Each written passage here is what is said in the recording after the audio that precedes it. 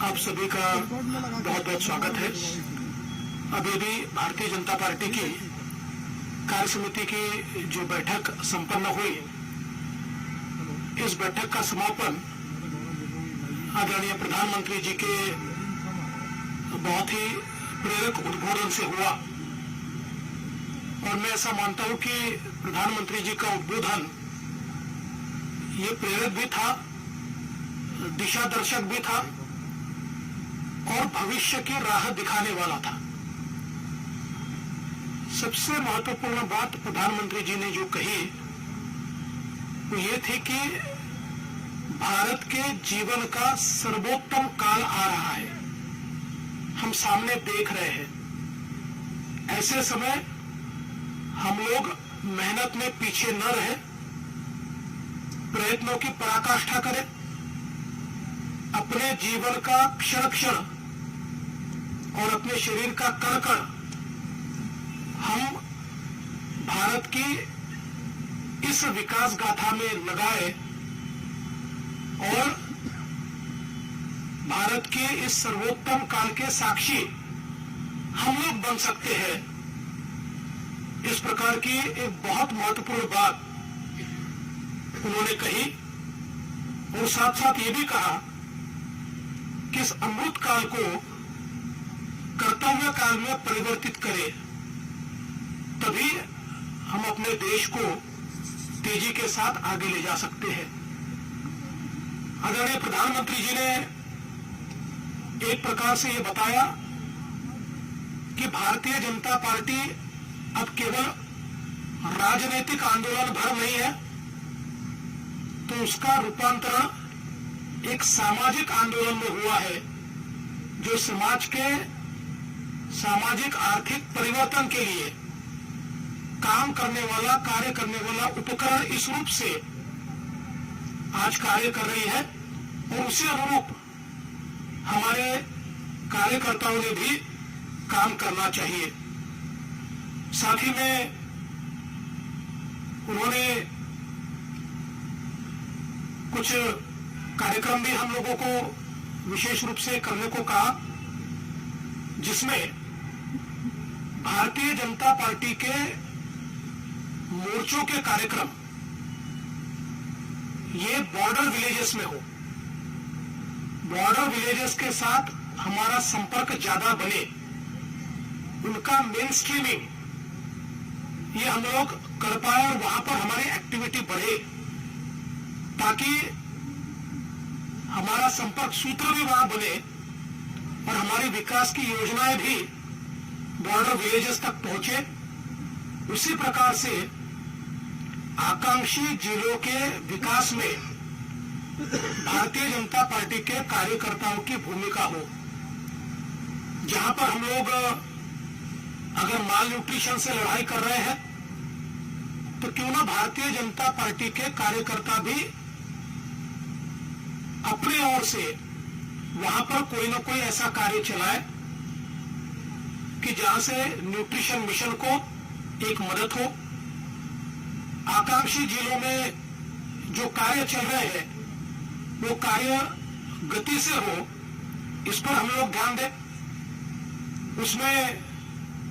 कहीं कहीं गड़बड़ नहीं हो रही है, इसकी ओर हम ध्यान दें। ये बात भी उन्होंने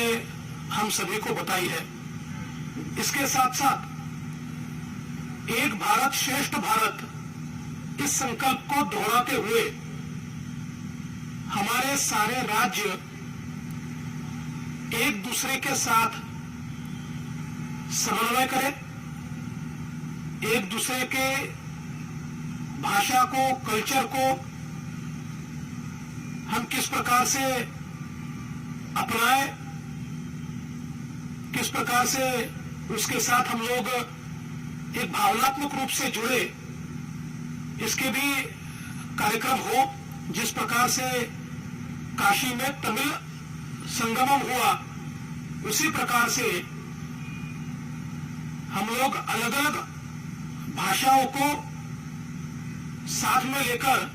इस भारत को एक भारत के रूप में कैसे तैयार करें, ये भी बात उन्होंने हम सबके सामने रखी।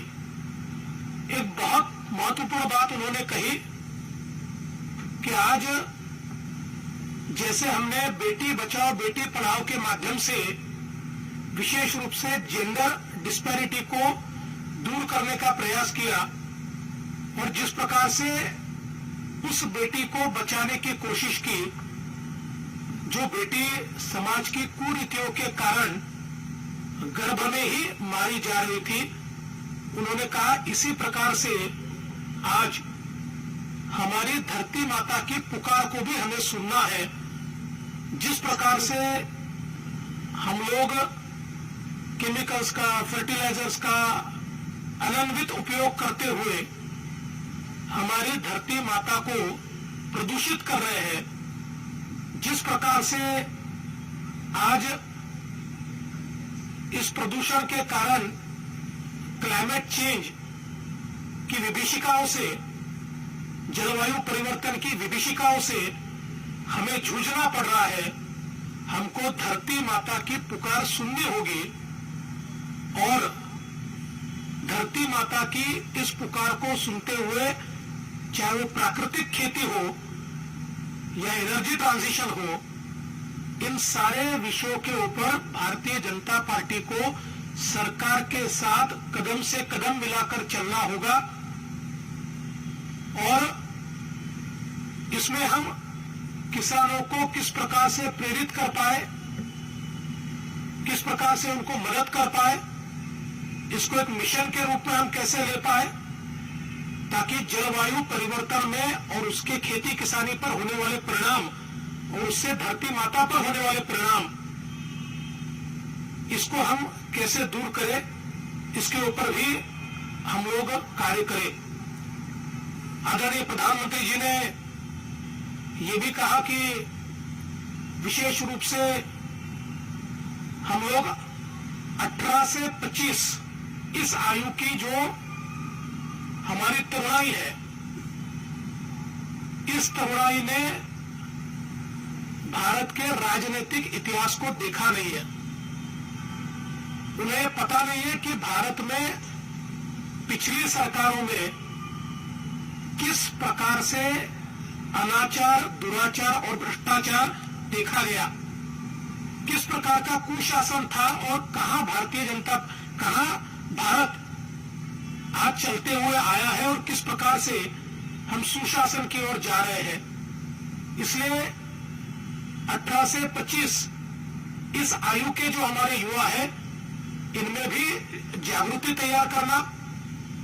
इनको भी लोकतंत्र के मूल्यों के साथ जोड़ने की कोशिश करना और साथ साथ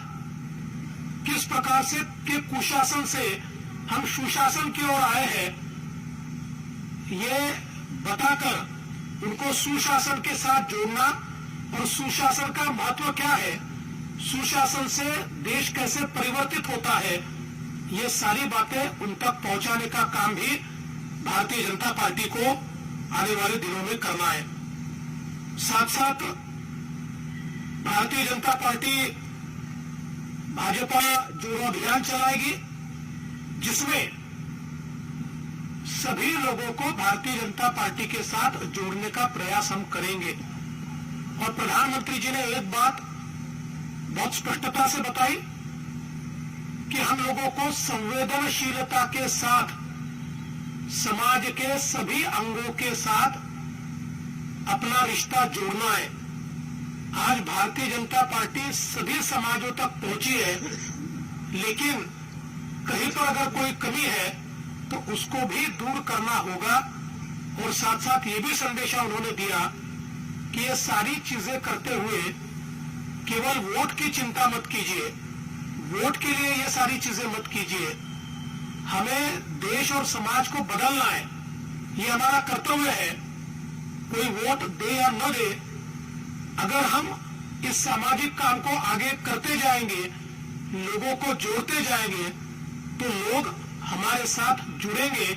इसलिए कोई राजनीति का विचार न करते हुए हम समाज नीति को लेकर किस प्रकार से अपने देश के इस अमृत काल को नए रूप से परिभाषित कर पाए, इसकी ओर भारतीय जनता पार्टी ज्यादा ध्यान दें। एक और चीज प्रधानमंत्री जी ने भारतीय जनता पार्टी के हम सभी को बताई है कि भारतीय जनता पार्टी एक ऐसी पार्टी है जिसमें बड़े पैमाने पर सदस्यता होती है और एक लोकतांत्रिक प्रक्रिया से यहां सभी का चयन होता है, लेकिन हम लोग इन सदस्यों का सम्मेलन नहीं करते और इसलिए उन्होंने भारतीय जनता पार्टी को ये सूचना की है कि जो हमारे प्राथमिक सदस्य हैं, जो हमारे प्राइमरी मेंबर्स हैं, ये प्राइमरी मेंबर्स का भी हम लोग एक सम्मेलन करें, हर डिस्ट्रिक्ट में वो सम्मेलन करें और उसकी भी रचना आने वाले दिनों में भारतीय जनता पार्टी करेगी। कुल मिलाकर मैं ये कहना चाहता हूं कि आज का भाषण ये किसी राजनीतिक नेता का भाषण नहीं था, किसी पॉलिटिकल लीडर का भाषण नहीं था, एक स्टेट्समैन का भाषण था जिसमें पार्टी से भी ऊपर देश और देश के लिए पार्टी, इस प्रकार की संकल्पना हमारे सामने प्रधानमंत्री जी ने रखी है और मेरा विश्वास है कि जो मार्ग प्रधानमंत्री जी ने दिखाया है उस पर भारतीय जनता पार्टी चलेगी और इन सारे संकल्पों को पूरा करेगी, क्योंकि प्रधानमंत्री जी ने एक बहुत अच्छी बात कही कि जो संकल्प करता है वही इतिहास रचता है और भारतीय जनता पार्टी को संकल्प भी करना है और भारत के लिए इतिहास भी रचना है। कोई सवाल हो? न्यूज 24 से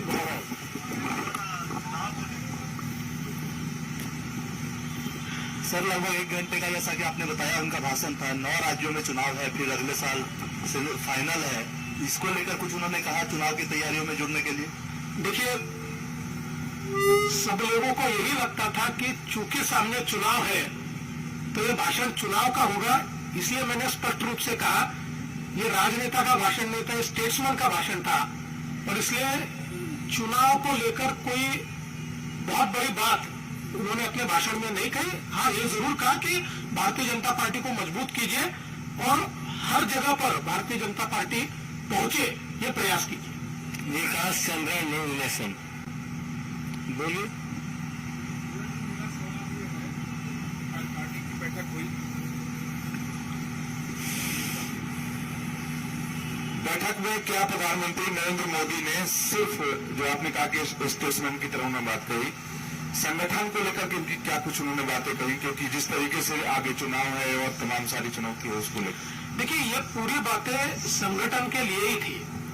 भारतीय जनता पार्टी किस प्रकार से अपने संगठन को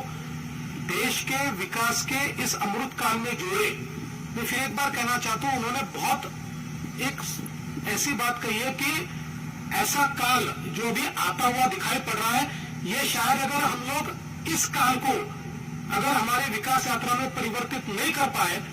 तो हम पीछे छूट जाएंगे। इसलिए अब भारतीय जनता पार्टी अपनी पूरी ताकत इस अमृत काल को विकास काल में परिवर्तित करने में लगाए। स्मृति का करमचंद्रन, हिंदुस्तान टाइम्स। सर, पिछली बार पीएम ने बोला था कि there should be an outreach towards the minorities, specially the marginalised minorities among the Muslims. उसका कोई रिव्यू हुआ कि वो कितना हो पाया है और do you get a similar kind of a directive this time also? देखिए, जो पिछले बार कहा था उसका एक कार्यक्रम भी भारतीय जनता पार्टी ने तैयार किया और प्रधानमंत्री जी हमेशा कहते हैं कि जब तक समाज के मार्जिनलाइज्ड लोग जो है वो किसी भी समाज के हो उनको मुख्य धारा में नहीं लाएंगे तब तक देश की विकास यात्रा अधूरी होगी और भारतीय जनता पार्टी लगातार ये प्रयास भी कर रहा है। विकास भदौरिया, एबीपी। सर, आपने कहा प्रधानमंत्री जी ने बोला कि धरती माँ की पुकार सुनना भी जरूरी है। उन्होंने किस कंटेक्स्ट में ये बोला, क्या कोई एग्जाम्पल दिया अपने भाषण के दौरान? जी देखिए, उन्होंने ये कहा कि जिस समय हमारे यहाँ पर एक जेंडर डिस्पैरिटी तैयार हुई थी उस समय हम लोग ये कहते थे कि जो पेट में बच्चियां हैं उनकी पुकार सुनिए, उनको जन्म लेना है, उनको इस धरती धरती पर कुछ करना है, वो जैसी पुकार हम लोगों ने सुनी, आज उसी प्रकार की एक पुकार धरती माता कर रही है कि मैंने आपको सब दिया, मैंने आपको पेड़ दिए, मैंने आपको अनाज दिया, लेकिन आज मेरे साथ जो व्यवहार हो रहा है, ये व्यवहार एक प्रकार से विनाश की ओर ले जा रहा है, और ये धरती माता की जो पुकार है, इसको हमको सुनना होगा।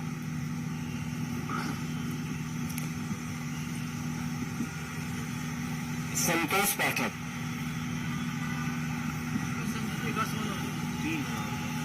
देवेंद्र जी, आपने कहा कि टाकसाले की बैठक में प्रधानमंत्री जी ने कहा कि संवेदनशीलता के साथ समाज के सारे तबकों के साथ रिश्ता कायम करना है, तो क्या कुछ खास तबकों का उन्होंने नाम भी लिया, जिक्र भी किया?